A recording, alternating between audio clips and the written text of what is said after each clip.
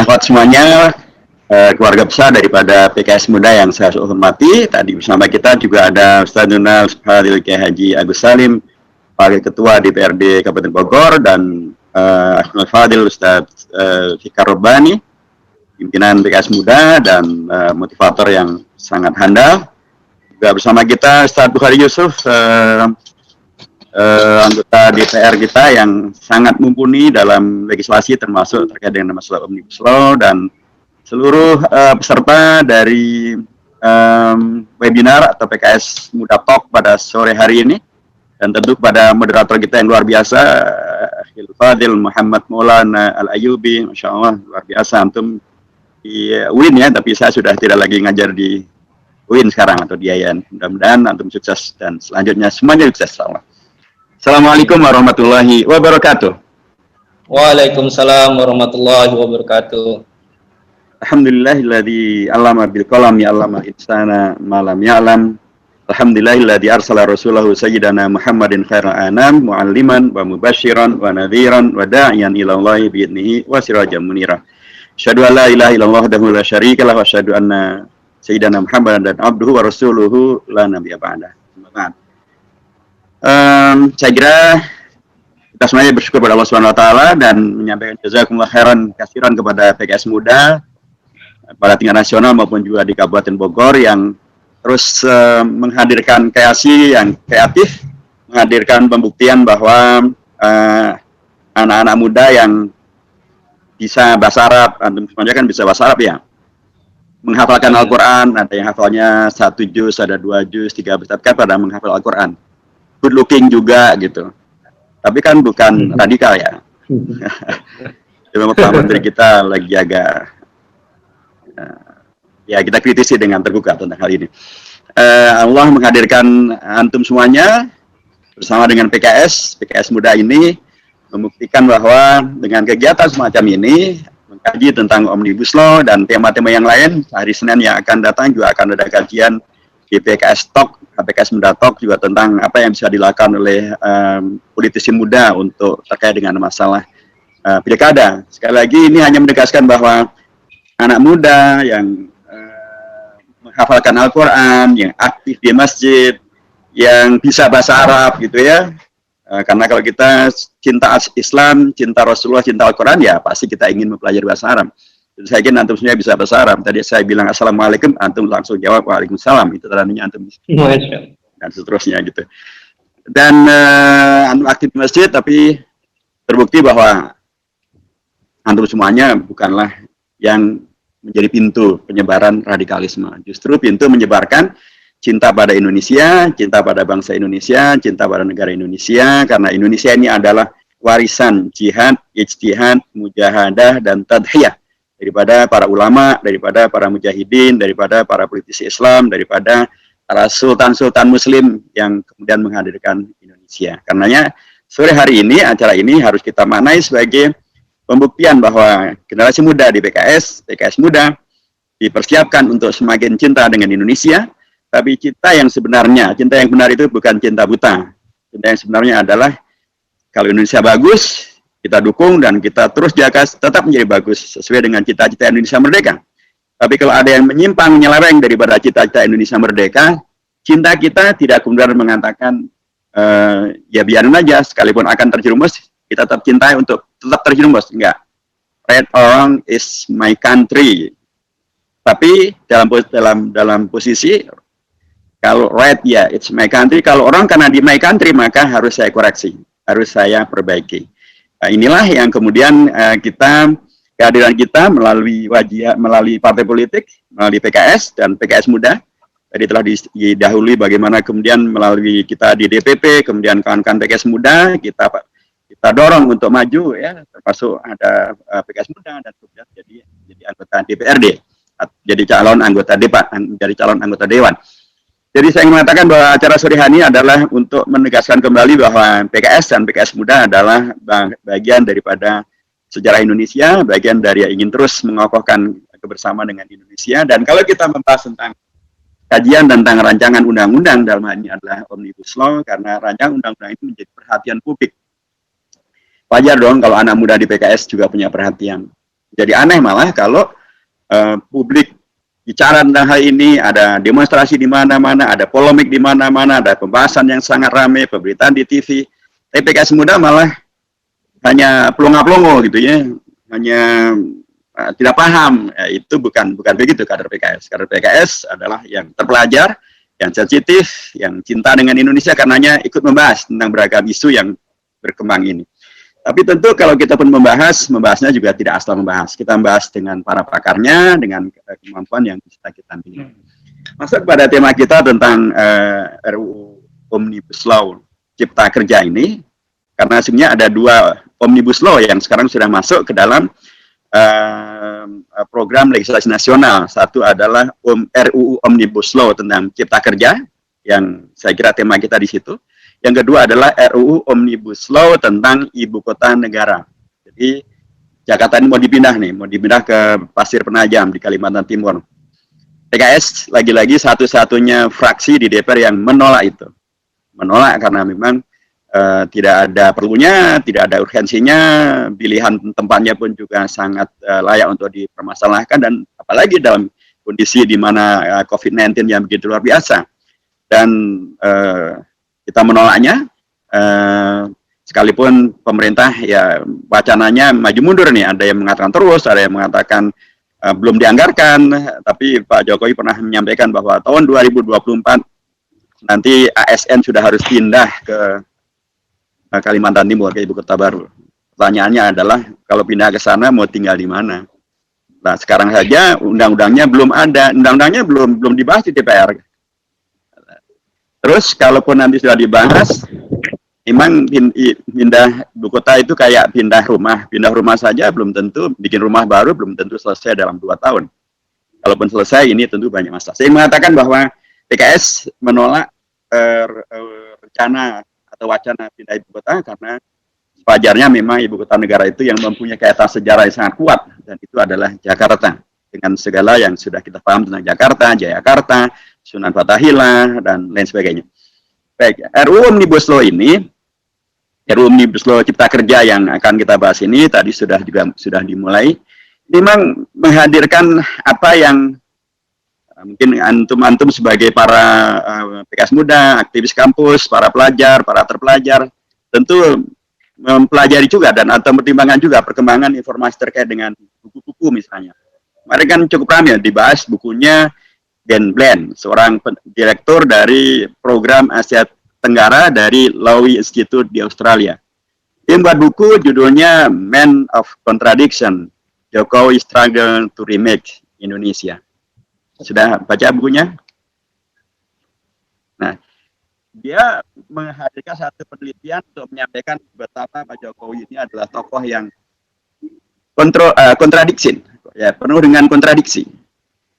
Sekalipun kata dia, ya kontradiksi tidak seluruhnya buruk. Oke lah. Nah, salah satu bentuk kontradiksinya adalah ini hadirnya RUU Omnibus Law ini. Karena dia mengatakan bahwa kita ini terlalu banyak undang-undang, negeri kita ini terlalu banyak undang-undang, harus disederhanakan. Karenanya disampaikanlah rancangan undang-undang Omnibus Law Cipta Kerja.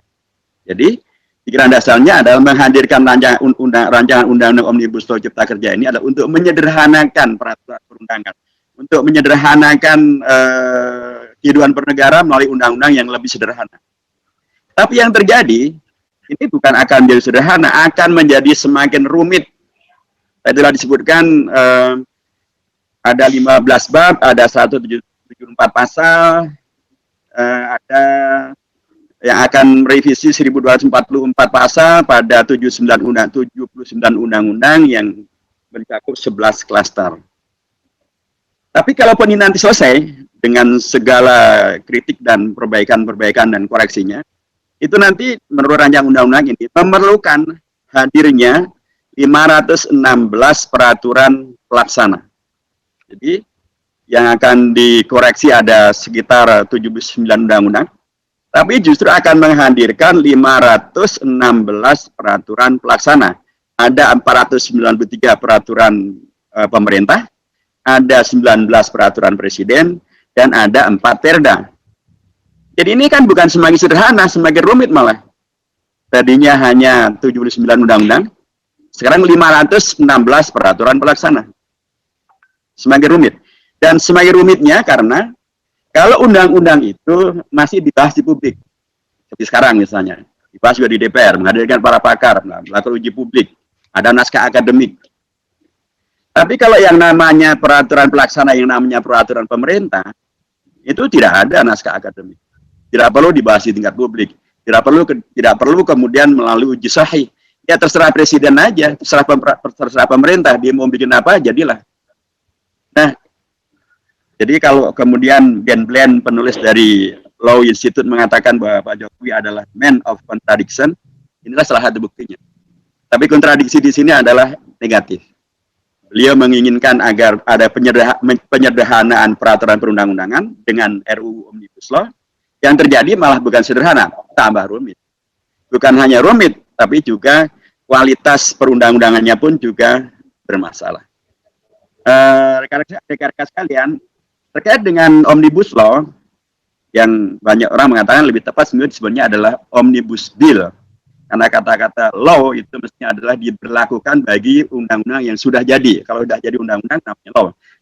Kalau masih dalam bentuk rancangan, itu harusnya betulnya adalah bill. Omnibus Bill. Tapi ya terlanjur, sudah disebut Omnibus Law ya sudah. Bukan Quran hadis saja, biarin aja lah gitu ya. Jadi Omnibus Law ini sesungguhnya memang bukan hal yang sama sekali baru. Dalam konteks kita, dan saya akan lebih banyak melihatnya dari sisi MPR ya, dari sisi konstitusi. Kalau dari sisi kami di MPR, ini bukan hal yang sama sekali baru. Kita di MPR sudah pernah mempraktekannya. Ketika dulu pada awal masa reformasi, pada waktu itu salah satu tuntutan reformasi adalah melakukan amandemen terhadap Undang-Undang Dasar. Maka MPR pada waktu itu melakukan sebuah kajian yang kemudian menghadirkan keputusan di TAP MPR nomor 1 tahun 2003 yang mengkaji seluruh dan menyimpulkan status hukum daripada seluruh TAP MPR dan MPRS dari tahun 60 sampai tahun 1998. Jadi dari TAP MPR yang jumlahnya sangat banyak dari berbilang tahun itu, kemudian disimpulkan ke dalam 7 klaster. Ini adalah bentuk daripada Omnibus Law yang sudah dilaksanakan, dan dalam konteks MPR memang betul-betul menghadirkan penyederhanaan peraturan perundangan. Jadi tidak terjadi tumpang tindih dan tidak terjadi masalah. Itulah salah satu praktek Omnibus Law. Jadi memberlakukan Omnibus Law mungkin saja, karena memang itu bagian daripada kekuasaan membuat perundang-undangan yang dibenarkan oleh Undang-Undang Dasar. Nah, mari kita lihat bagaimana dengan rancangan undang-undang ini kemudian dihadirkan. Dari sisi kami di MPR, pertama, memang sekali lagi adanya rancangan undang-undang tentang Omnibus Law itu adalah bagian daripada dinamika dan atau hak membuat undang-undang. Karena kita memang adalah negara hukum. Ini negara hukum memang wajarnya ada undang-undang yang mengatur. Nah, kalau kemudian tidak ada undang-undang dan tidak ada hukum atau undang-undangnya bukan hukum, ya itu berarti bukan negara hukum. Kita sepakat melalui Undang-Undang Dasar yang sudah diamandemen bahwa Indonesia ini adalah negara hukum. Itu adalah ayat baru dalam Undang-Undang Dasar. Itu ayat di pasal 1, di bab 1, pasal 1, ayat 3. Indonesia adalah negara hukum. Nah, karena Indonesia adalah negara hukum, maka seharusnya seluruh lembaga negara, baik itu eksekutif, yudikatif, legislatif, yang disebut sebagai trias politika ini, tentu anak PKS juga tahu tentang sistem pengelolaan bernegara. Jadi dalam negara demokrasi umumnya mempergunakan trias politika, ada yudikatif, legislatif, dan eksekutif. Nah, dalam prinsip negara hukum, maka seluruh lembaga negara, apakah legislatif, yudikatif, maupun eksekutif, harus taat kepada peraturan perundang-undangan yang disepakati, termasuk dalam hal membuat undang-undang. Nah, dalam hal ini ada yang terabaikan di dalam hadirnya RUU Omnibus Law itu. Sudah sepakat bahwa ini adalah negara hukum, tetapi cara yang dipergunakan tidak mempergunakan ketaatan terhadap prinsip-prinsip hukum yang disepakati di Indonesia. Apa itu?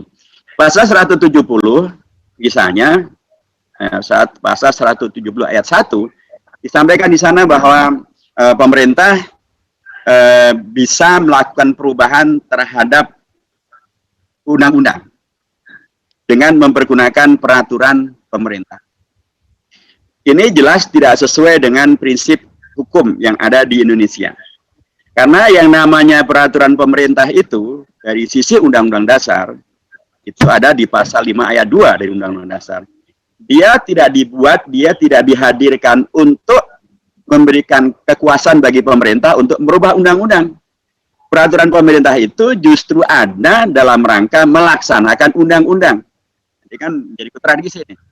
Peraturan pemerintah yang mestinya untuk melaksanakan undang-undang, oleh pemerintah melalui Omnibus Law ini diberikan makom yang lebih tinggi lagi di atas setara dengan undang-undang, bahkan setara dengan kekuasaan DPR. Dia peraturan pemerintah boleh pemerintah boleh merubah undang-undang dengan peraturan pemerintah. Padahal kalau mempergunakan ketaatan pada hukum, ya itu nggak boleh. Ini satu. Nomor dua, misalnya juga akan kita dapatkan bahwa di pasal 170 masih di ayat 2 dan ayat 3, lagi-lagi ini meredusir dan kalau saya sebutnya semacam mengkudeta hak konstitusional DPR untuk mempunyai kuasa membuat undang-undang. Karena di sana disebutkan bahwa setelah pemerintah bisa merubah dengan peraturan pemerintah itu, maka dalam hal untuk merubahnya, pemerintah cukup dengan berkonsultasi dengan pimpinan DPR. Bahasanya dalam pasal 1 ayat 3 itu dapat berkonsultasi dengan pimpinan DPR. Ini bertentangan dengan Undang-Undang Dasar di pasal 20 ayat 1. Jadi kalau dapat berkonsultasi itu artinya adalah DPR ini tidak mempunyai kuasa buat undang-undang. Eksekutif boleh merubah dengan caranya sendiri tanpa harus merujuk dan membahas dengan DPR. Apalagi dapat berkonsultasinya hanya dengan pimpinan DPR. Kalau merujuk pada undang-undang, pimpinan DPR itu bukan DPR. Pimpinan DPR itu adalah speaker, dia adalah juru bicara. Dia bukan DPR. Yang diberi kewenangan untuk membuat undang-undang itulah DPR sebagai satu institusi, satu lembaga. Kemudian diturunkan kepada komisi-komisi dan khusus pada badan legislasi atau statutory.